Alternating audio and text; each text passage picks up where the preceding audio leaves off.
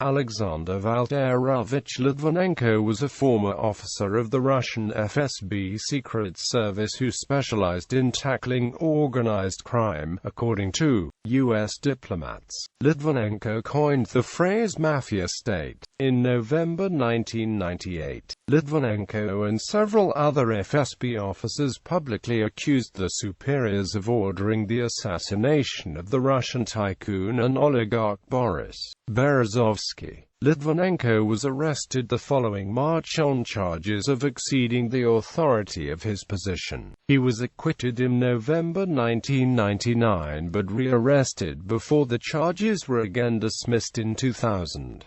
He fled with his family to London and was granted asylum in the United Kingdom, where he worked as a journalist, writer and consultant for the British intelligence services. During his time in London, Litvinenko wrote 2 books, Blowing Up Russia, Terror from Within and Lubyanka Criminal Group, wherein he accused the Russian secret services of staging the Russian apartment bombings and other terrorism acts in an effort to bring Vladimir Putin to power. He also accused Putin of ordering the murder in October 2006 of the Russian journalist Anna Politkovskaya. On the 1st of November 2006, Litvinenko suddenly fell ill and was hospitalized in what was established as a case of poisoning by radioactive polonium-210, which resulted in his death on the 23rd of November. He became the first known victim of lethal polonium-210-induced acute radiation syndrome. The events leading up to this are a matter of controversy, spawning numerous theories relating to his poisoning and death. A British murder investigation pointed to Andrei Lugavoy, a member of Russia's Federal Protective Service, as the prime suspect. Britain demanded that Lugavoy be extradited, which is against the Constitution of Russia, which directly prohibits extradition of Russian citizens. Russia denied the extradition, leading to the cooling of relations between Russia and the United Kingdom. After Litvinenko's death, his widow, Marina, pursued a vigorous campaign on behalf of her husband through the Litvinenko Justice Foundation. In October 2011, she won the right for an inquest into her husband's death to be conducted by a coroner in London. The inquest was repeatedly set back by issues relating to examinable evidence. A public inquiry began on the 27th of January 2015 and concluded in January 2016 that Litvinenko's murder was an FSB operation that was probably personally approved by Vladimir Putin. Early life and career. Alexander Litvinenko was born in the Russian city of Voronezh in 1962. After he graduated from Analchik Secondary School in 1980, he was drafted into the internal troops of the Ministry of Internal Affairs as a private. After a year of service, he matriculated in the Kirov Higher Command School in Vladikavkaz. In 1981, Litvinenko married Natalia, an accountant with whom he had a son, Alexander, and a daughter, Sonia. This marriage ended in divorce in 1994, and in the same year Litvinenko married Marina, a ballroom dancer and fitness instructor, with whom he had a son, Anatoly. After graduation in 1985, Litvinenko became a platoon commander in the Dzержinski Division of the Soviet Ministry of Internal Affairs. He was assigned to the 4th Company, where among his duties was the protection of valuable cargo while in transit. In 1986 he became an informant when he was recruited by the MVD's KGB counterintelligence section, and in 1988 he was officially transferred to the 3rd Chief Directorate of the KGB, Military Counterintelligence. Later that year, after studying for a year at the Novosibirsk Military Counterintelligence School, he became an operational officer and served in KGB military counterintelligence until 1991. Career in Russian security services. In 1991, Litvinenko was promoted to the Central Staff of the Federal Counterintelligence Service, specializing in counter-terrorist activities and infiltration of organized crime. He was awarded the title of MER Veteran for operations conducted with the Moscow Criminal Investigation Department, the MER. Litvinenko also saw active military service in many of the so-called hotspots of the former USSR and Russia. During the First Chechen War, Litvinenko planted several FSB agents in Chechnya. Although he was often called a Russian spy by Western press, throughout his career he was not an intelligence agent, and did not deal with secrets beyond information on operations against organized criminal groups. Litvinenko met Boris Berezovsky in 1994 when he took part in investigations into an assassination attempt on the oligarch. He later began to moonlight for Berezovsky and was responsible for the oligarch's security. Litvinenko's employment under Berezovsky and other security services personnel was illegal, but the state somewhat tolerated it to retain staff who were at the time underpaid. Thus, Litvinenko's employment for the controversial businessman and others was not investigated. Often such inquiries in Russia were selective and targeted only at those who had stepped out of line. In 1997, Litvinenko was promoted to the FSB Directorate of Analysis and Suppression of Criminal Groups, with the title of Senior Operational Officer and Deputy Head of the 7th Section. According to Dmitry Simes, the directorate was viewed as much as a part of organized crime as it was of law enforcement. Claims against FSB leadership. According to Litvinenko's widow, Marina, while her husband was employed in the FSB, he discovered numerous links among members of the top brass of Russian law enforcement agencies and Russian mafia groups, such as the Solnzevo gang. Berezovsky arranged a meeting for him with the director of the FSB, Mikhail Barskov, and the deputy director of internal affairs, Vyacheslav Ovchinnikov, to discuss the alleged corruption problems, with no result. This led him to the conclusion that the entire system was corrupt. According to U.S. diplomats, Litvinenko coined the phrase mafia state. In December 1997, Litvinenko claimed he received an order to kill Berezovsky. He did not inform his part-time employer until the 20th of March 1998. According to his widow, on the 25th of July 1998, the day on which Vladimir Putin replaced Nikolai Kovalyov as the director of the Federal Security Service, Berezovsky introduced Litvinenko to Putin.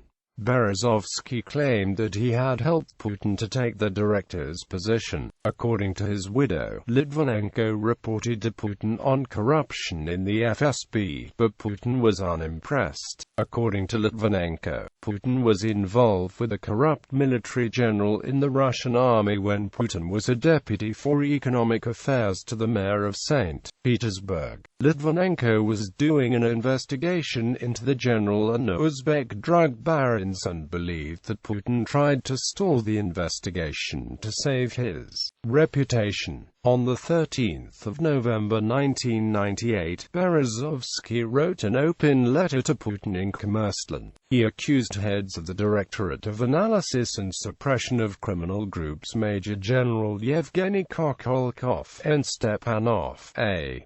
Kamishnikov and Yenin, of ordering his assassination. 4 days later, Litvinenko and 4 other officers appeared together in a press conference at the Russian news agency Interfax.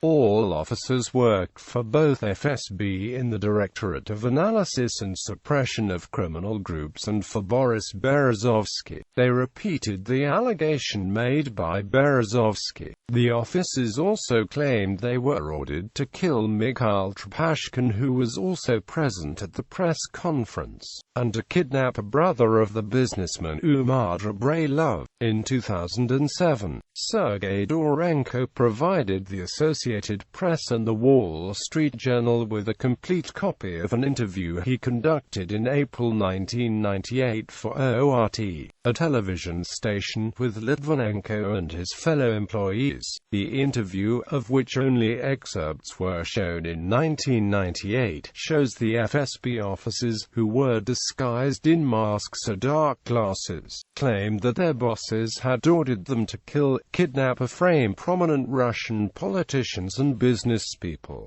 Jim Hines of the Associated Press opined that although Berezovsky does not appear in the interview, he has an omnipresence in it, given that the officers worked for him, and the interview was taped by Dorenko, a Russian journalist who was an employee of ORT owned in part by Berezovsky.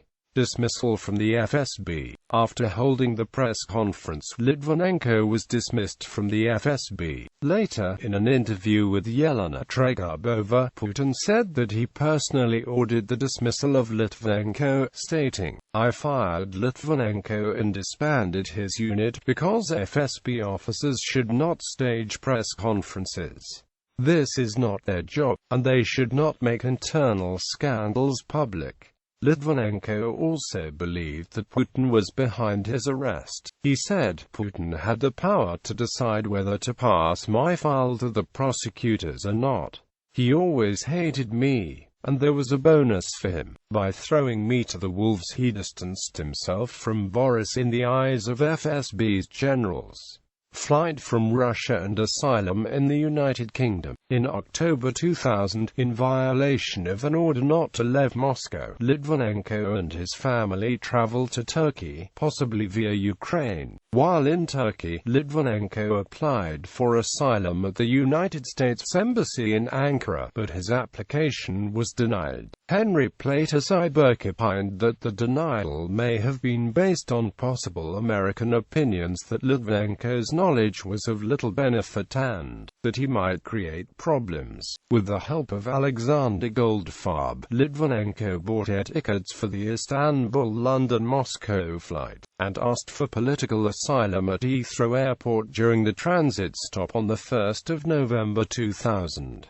Political asylum was granted on the 14th of May 2001, not because of his knowledge on intelligence matters, according to Litvinenko, but rather on humanitarian grounds. While in London, he became a journalist for Chechen Press and author.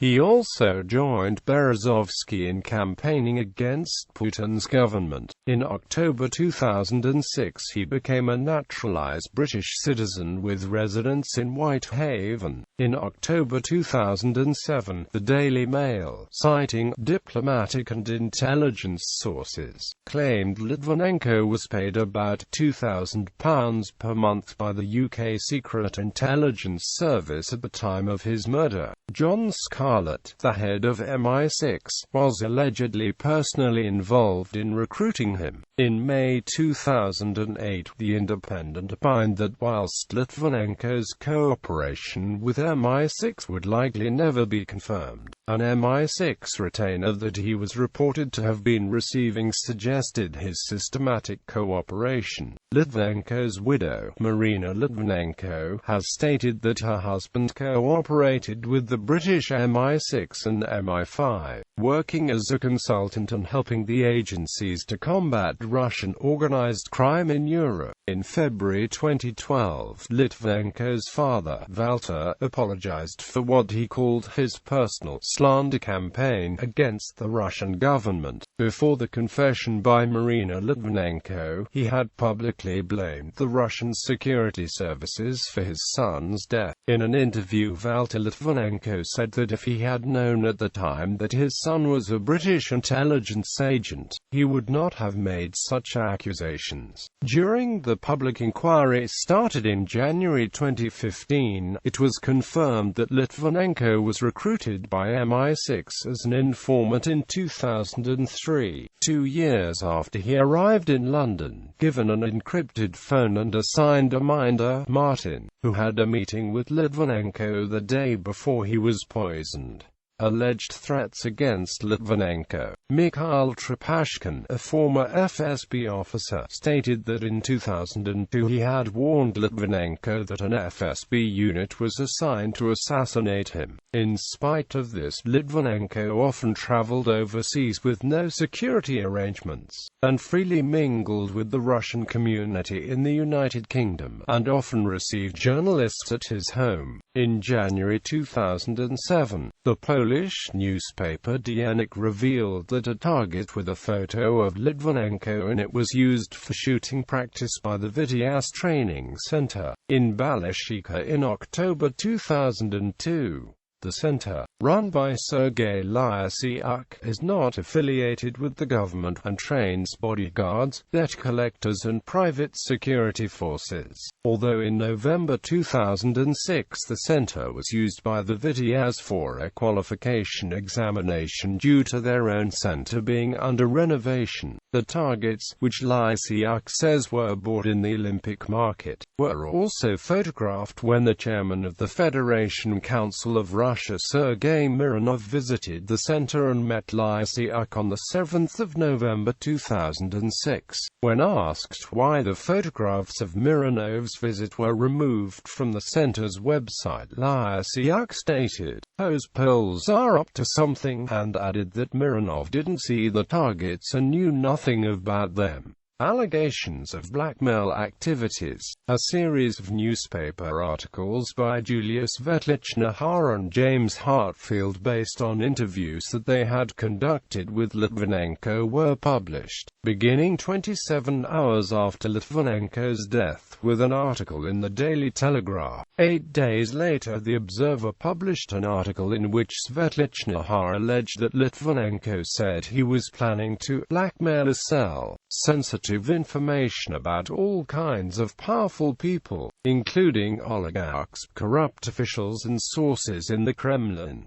She said, he mentioned a figure of £10,000 that they would pay each time to stop him broadcasting these FSB documents. Hartfield was a researcher and writer and Svetlichner a researcher in political theory and aesthetics, both at the University of Westminster. Their interviews with Litvinenko were source material for an article, The Russian Security Service's Ethnic Division and the Elimination of Moscow's Chechen Business Class in the 1990s, published in Critique. Conviction in Russia. In 2002, Litvinenko was convicted in absentia in Russia and given a 3.5-year jail sentence for charges of corruption.